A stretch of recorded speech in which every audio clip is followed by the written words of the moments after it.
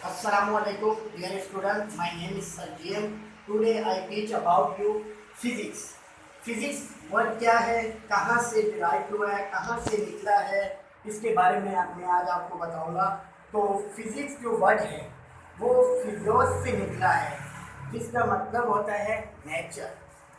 जिसका मतलब होता है नेचर यानी कि यूनिवर्सल, फितरत, कायनात। ठीक है। तो अब ओल्ड नेम अगर हम देखें फिजिक्स का, तो सबसे पहले जो है ओल्ड नेम, बहुत से बच्चों को याद नहीं होता कि फिजिक्स का ओल्ड नेम क्या है। फिजिक्स का जो ओल्ड नेम है वो है एरिस्टोटलियन फिजिक्स। अब फिजिक्स में हम स्टडी करते हैं नेचर की। सिंपली स्टडी हम किसकी करते हैं? नेचर की। नेचर की स्टडी इसलिए करते हैं कि नेचर के अंदर जितने भी फिनोमिना हो रहे हैं, जितने भी प्रोसेस हो रहे हैं, उन सब की स्टडी की जाती है फिजिक्स के अंदर। अब अगर हम सिंपल डिफिनेशन इसकी देखें तो हमें पता चलेगा कि ये नेचुरल साइंस की जो है एक ब्रांच है, फिजिकल साइंस की एक ब्रांच है, जिसमें हम स्टडी करते हैं मैटर और एनर्जी की। मैटर और एनर्जी की और इनके आपस के इंटरेक्शन की। मैटर तो आप समझ गए होंगे डियर स्टूडेंट, मैटर हर वो चीज़ जो वजन रखे और जगह घेरे उसे हम मैटर कहते हैं। Energy the ability to do work, काम करने की सलाहियत को हम एनर्जी कहते हैं। अब इन दोनों का इंटरेक्शन होता है। इंटरेक्शन मीन्स तामुल, मीन्स के अगर हमने आपको एग्जाम्पल दे दूँ तो आपको अच्छे तरीके से समझ में आ जाएगा। मिसाल के तौर पर हम ये देखते हैं कि एक फैन है, फैन मेटल है। अब फैन मेटल है, आपने फैन का स्विच ऑन किया, उसमें से करंट पास हुआ, एनर्जी गई, फैन जो है वो ऑन हो गया। तो अब मैटर और एनर्जी इन दोनों का इंटरेक्शन है, और इन दोनों की इंटरेक्शन की स्टडी हम करते हैं फिजिक्स के अंदर। आगे हम जो है देखते हैं कि फिजिक्स के जो मेन डिवीज़न है, मेन डिवीज़न जो फिजिक्स के हैं वो हमारे पास दो हैं। Number 1 classical physics, number 2 modern physics. Classical physics क्या है? क्लासिकल फिजिक्स वो है जो 19वीं सेंचुरी से पहले हुई है, यानी कि जो 19वीं 20वीं सदी से पहले जो फिजिक्स थी वो क्लासिकल फिजिक्स थी। और उस पर जो काम किया था वो सबसे ज़्यादा ऐसे न्यूटन ने किया था, जिसे फादर ऑफ क्लासिकल फिजिक्स भी कहा जाता है। दूसरे जो साइंटिस्ट थे वो मैक्सवेल थे। अब क्लासिकल फिजिक्स में हम किस चीज़ की स्टडी कर रहे हैं? क्लासिकल फिजिक्स में हम न्यूटन के जो लॉ, न्यूटन ने जो ऑब्जेक्ट्स पर लॉ दिए थे उनके बारे में स्टडी हम करते हैं क्लासिकल फिजिक्स में। और इन लोगों ने, इन साइंटिस्ट ने, मैक्सवेल हो गया, मैक्सवेल ने जो लॉ दिए थे या रिसर्च की थी या स्टडी जो की थी, वो जो मुताला किया था वो किया था इलेक्ट्रोमैग्नेटिज्म पर, यानी कि इलेक्ट्रिक फील्ड पर। इलेक्ट्रिक जो फील्ड होती है उन पर काम किया था। इन लोगों ने जो है, इन साइंटिस्ट ने, इन्होंने छोटे छोटे टेनी पार्टिकल्स जो थे उन पर वर्क नहीं किया था। तो 19वीं सदी के बाद जो 20वीं सदी में हमारे पास आती है वो मॉडर्न फिजिक्स आती है।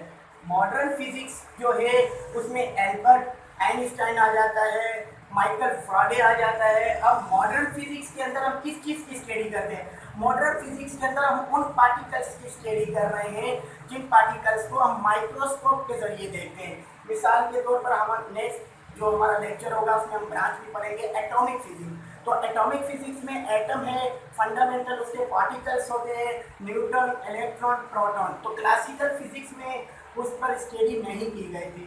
तो मॉडर्न फिजिक्स जो थी उसमें जो है उसमें उस फंडामेंटल पार्टिकल्स की स्टडी करते हैं। इसके अलावा रेडिएशन की, यानी कि न्यूक्लियर रिएक्शन की स्टडी करते हैं। तो आज जो है हमने आपको लेक्चर दिया वो फिजिक्स की डिफिनेशन और मेन डिवीजन ऑफ फिजिक्स। अब मैं आपको बता रहा हूँ कि फिजिक्स के 3 मेन कैरेक्टर, फिजिक्स के 3 मेन कैरेक्टर्स के बारे में बता रहा हूँ, कैरेक्टरिस्टिक्स के बारे में बता रहा हूँ जो मोस्ट इम्पॉर्टेंट है। नंबर 1 तो ये कि फिजिक्स के अंदर जितनी भी चीज़ों की स्टडी की जाती है वो सब की सब ऑब्जर्वेशन के तौर पर की जाती है। यानी कि हम कह सकते हैं फिजिक्स के अंदर हम जितने भी लॉज की स्टडी कर रहे हैं वो सब के सब जो है ऑब्जर्वेशन का। अगर कोई साइंटिस्ट है, उस साइंटिस्ट ने क्या किया कि उसने सबसे पहले किसी चीज़ को ऑब्जर्व किया, ऑब्जर्व करने के बाद उसे रिसर्च किया, रिसर्च करने के बाद फिर जो है आगे उस पर स्टडी की। तो हम कह सकते हैं कि फिजिक्स के अंदर जितने भी लॉज हैं, प्रिंसिपल हैं, इनका जो स्टडी की जाती है वो ऑब्जर्वेशन के तौर पर की जाती है। वो ऑब्जर्व करके की जाती है। नंबर 2 हमारे पास है वो बेसिक ये है कि फिजिक्स के अंदर जितने भी प्रिंसिपल्स हैं, जितने भी रूल्स हैं, जितने भी लॉ हैं, वो यूनिवर्सल हैं। वो सब के सब क्या है, यूनिवर्सल है। ऐसा नहीं है कि मेरे घर पर एक अलग लॉ जो है लागू होगा और आपके घर में एक अलग लॉ लागू होगा। यहाँ पर जो जितने भी लॉ फिजिक्स के अंदर, जितने भी प्रिंसिपल्स होंगे, जितने भी रूल्स होंगे, वो सब के सब क्या होंगे, यूनिवर्सल होंगे। अगर हम यहाँ पाकिस्तान में ग्रेविटेशन देख लें, हम इंडिया में ग्रेविटेशन देख लें, या हम किसी प्लेनेट पर ग्रेविटेशन देख लें, तो ग्रेविटेशन जो है वो यूनिवर्सल फिक्स होगी। तो नंबर 3 जो मेन करेक्टर था, नंबर 1 तो ऑब्जर्वेशन था, नंबर 2 जो था वो प्रिंसिपल लॉज और रूल्स थे वो यूनिवर्सल है।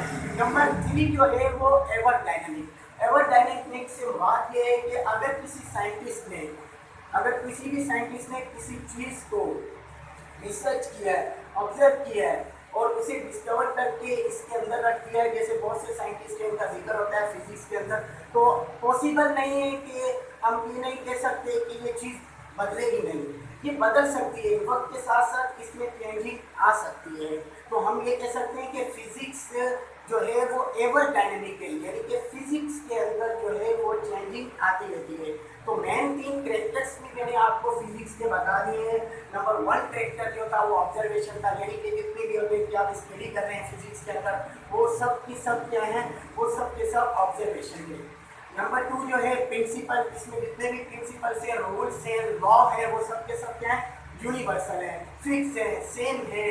नंबर 3 जो थी वो एवर डायनेमिक। एवर डायनेमिक से मुराद ये कि हम फिजिक्स के अंदर जो है ये नहीं कह सकते कि अगर इस साइंटिस्ट ने ये चीज़ इन्वेंटेड कर दी, ये चीज़ डिस्कवर कर दी, तो इसमें जो है चेंजिंग नहीं आएगी। पॉसिबल है कि ये बदल जाए, तो इसीलिए हम इसे फिजिक्स को एवर डायनेमिक भी कहते हैं। Thank you student. इंशाल्लाह फिर जो है नेक्स्ट लेक्चर होगा। Student subscribe my channel and share the videos. Thanks for your student.